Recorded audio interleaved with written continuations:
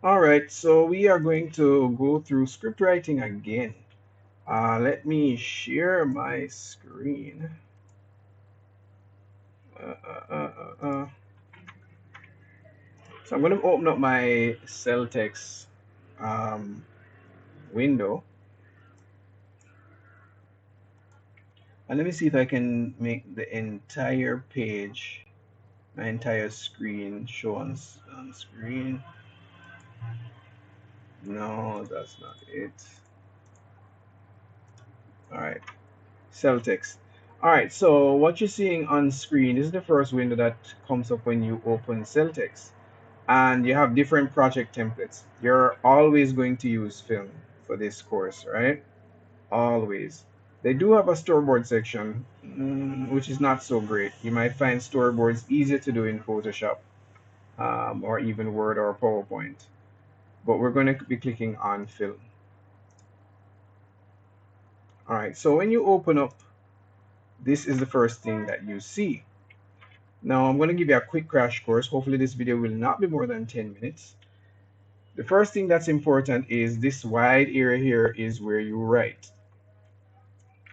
The next important thing is this drop down here. This drop down here gives you all of the script writing elements: scene heading, action, character, dialogue, parentheticals, transitions, shots, etc. Now,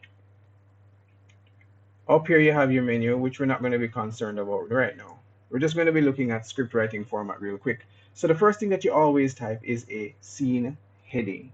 A scene heading, it basically contains information about location and time of day. So we have two types of scenes. We have interiors and exteriors. Interiors are denoted by what's the word I'm looking for? Shorthand int dot. That's how you say interior. If you want to say exterior, ext dot. So if we're writing a story and we are saying, hey, let's put this on exterior, a school compound. So we can type SCHOOL, let's say playfield, right? And this is daytime. So scene headings are always in all caps, always. Then now, the next element that comes after scene heading is descriptions, right? Otherwise called actions. And this is something that you might get tested on. Well, no, not really. Maybe. We'll see. Is slugline. If you hear the term slugline, it's the same thing as scene heading. If you hear the term action, it's the same thing as description, right? But I'm going to refer to it as description so that we don't get confused. So the first thing that comes after scene heading must be a description because you need to tell us what's happening in the scene, right? We could not start with dialogue because we wouldn't know who is in the scene yet. We wouldn't know what they're doing in the scene, right? So we need to know that. So we have here exterior, school, playfield, day. So I'm going to introduce some characters, and characters are always introduced in all caps. So let's say Andre, all caps. Only the first time I'm introducing him. After I've introduced him, I can use regular caps unless he's saying some dialogue. So we're gonna say Andre, lanky, 15-year-old boy. I always want to give a little bit of a description so that people can lanky, understand what the character looks like. So Andre, a lanky 15-year-old boy, and you can even go as far as to say a lanky, dark-skinned 15-year-old boy if you want to get specific. Um, barrels through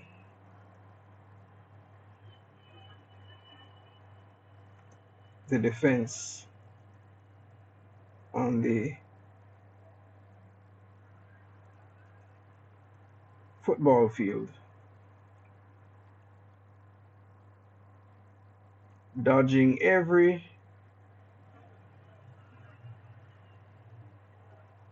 opponent that tries to tackle him.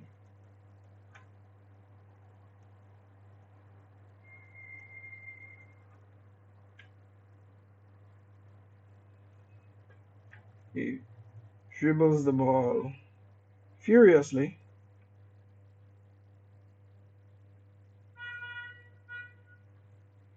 charging towards the goal. So this is our description. Now, some things to note, you write your description like you would write in prose form. Prose form meaning, just like how you'd write an essay, now, or a story. Now, you want to give as much description as you can, but don't be too wordy. And each block of description should not be more than 4 to 5 lines long. As you can see here, my first block is 3 lines long, my next block is 2 lines long. You don't want to go past 5 or 6, because the thing about the script writing format is that each page is supposed to be equal to a minute. And that's only possible because of how the script is broken down. Anyway, let's continue.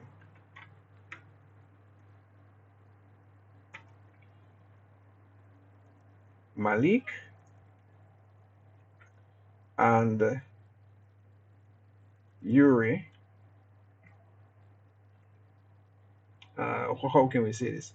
Um, Flank Andre. Notice I'm mentioning Andre again, but this time his name is not capitalized because I've already introduced him.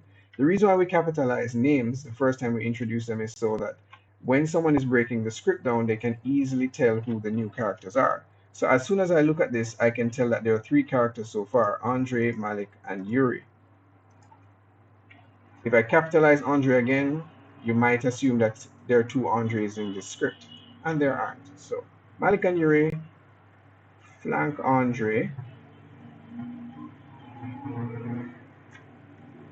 He reacts quickly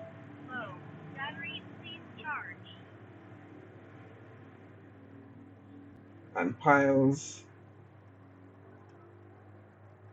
Malik and jumps over Yuri's tackle, and mid-air kicks the ball toward Jeremy, the goalkeeper.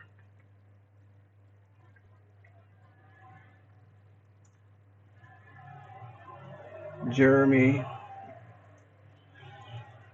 crouches down low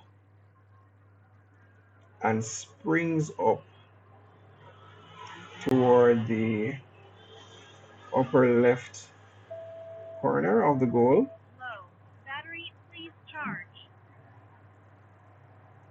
The ball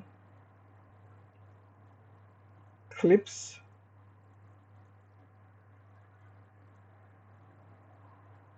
the edge of the goal frame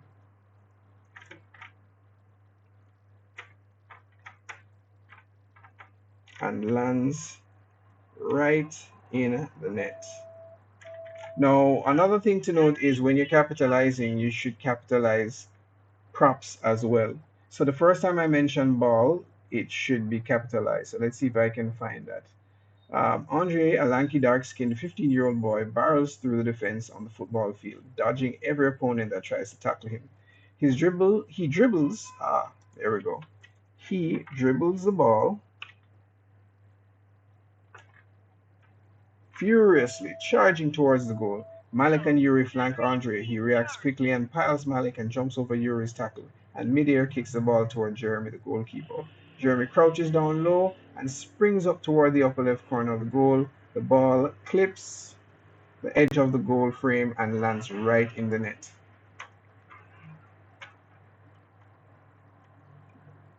Andre, so this is how you show that a character is talking.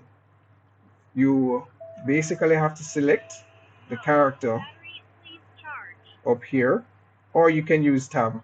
So I'm going to show you that again. I'm going to just erase that. Let me undo. So when I go to another line, if I press tab, it automatically jumps to character, as you can see up here, right?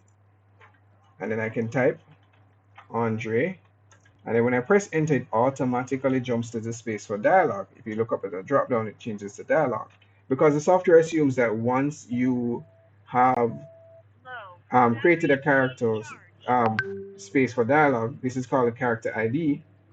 Once you jump to the next line, it assumes dialogue is coming because you have to have dialogue after you've placed the name here. So we're going to go here and he's going to shout. Well, let me backtrack. There's also something called parentheticals. So let's put that here. A parenthetical is basically a description of actions or um,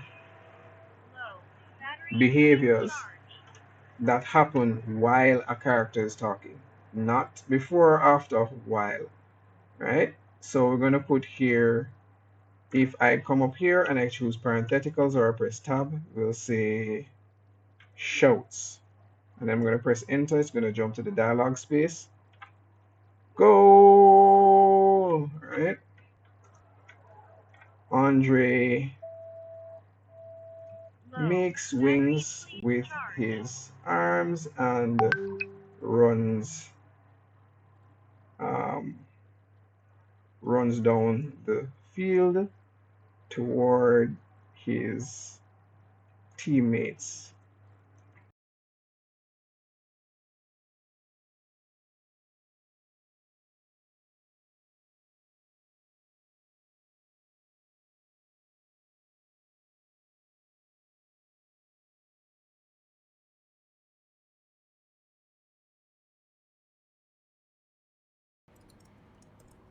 He's still on the ground, on his knees,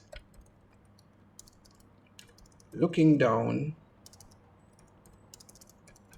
in disappointment. His teammates look very livid, right? So let us do a small recap. So we have here a scene heading or slug line. This tells us where we are. We introduce characters by putting them in all caps, and then we have to write descriptions before we can write dialogue. Now, when we're ready to write dialogue, we have to create a character, or we have to select a character ID and put their name here. And then you can use parentheticals. Do not overuse parentheticals, right? And then we have the dialogue. After the dialogue, we can follow with more description, or we can jump to another scene. So I'm going to jump to another scene now. So I'm going to come up here and I'm going to click scene heading. Oh, another thing to note, remember description is also the same thing as action. So if you see action here, it's the same thing as description. So now I'm going to go interior, Andre's house, living room, right? So you can, oh, and let's put night. So you always have to put a time of day, right? Remember that. You have to put whether it's an interior or exterior, you have to put the name of the location, and you have to put a time of day. And remember these things like the period and the dash. There's always a period and a dash, and there is space between the dashes. Same with here. If we have two locations in one, our sublocation, we go Andre's house dash living room dash night. So remember, after a scene heading comes a description or action. So we're going to say here, Andre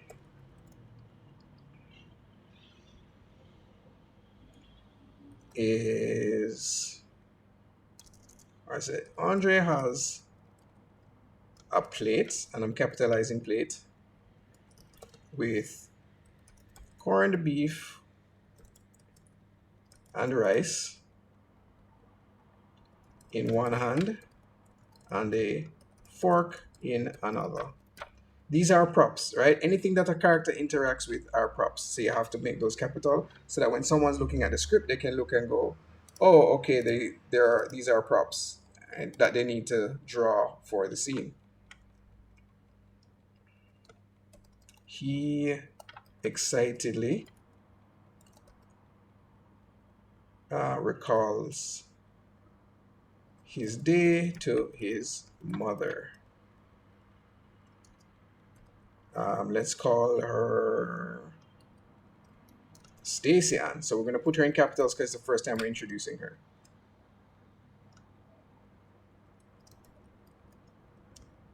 And we're going to just put ... to say he's continuing from our previous line that we haven't heard yet.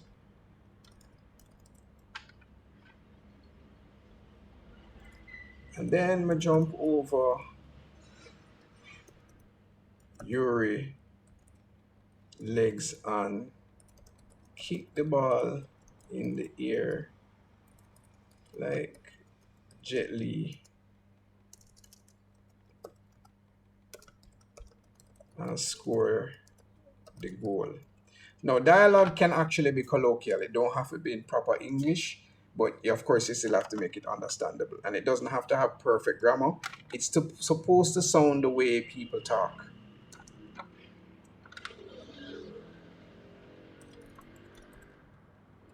His mom claps and smiles.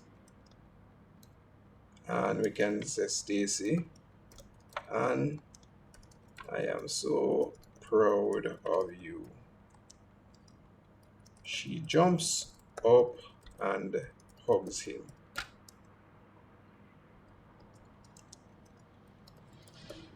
Stacy Ann, you're going to be a star footballer one day, and I won't have to work anymore.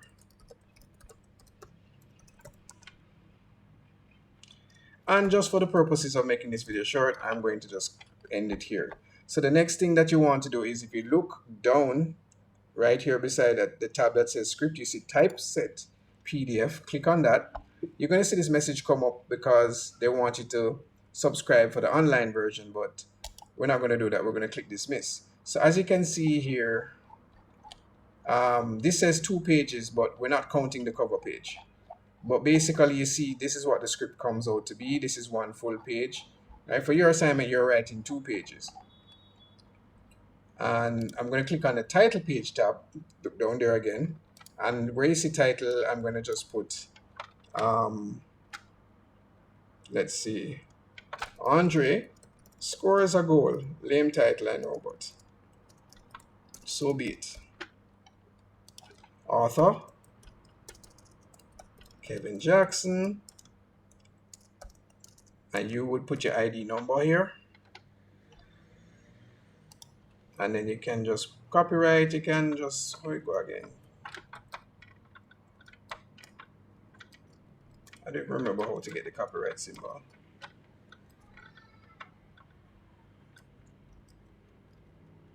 Anyway, you just put 2021 and put some contact information here, like your email address or your phone number. And once you've done that, come back to typeset PDF and you'll see your cover is there. And then you're going to save PDF. So if you look up here or up here, not sure where it is on your screen, save PDF, and you just save the file wherever you need to save it, and then you send me the PDF. That's all you have to do for script writing. All right? I will send you another video to cover how to come up with ideas, because I know that that can be very difficult sometimes. All right. Peace out, everybody. Hope you learned something in this shorter version of the script writing video.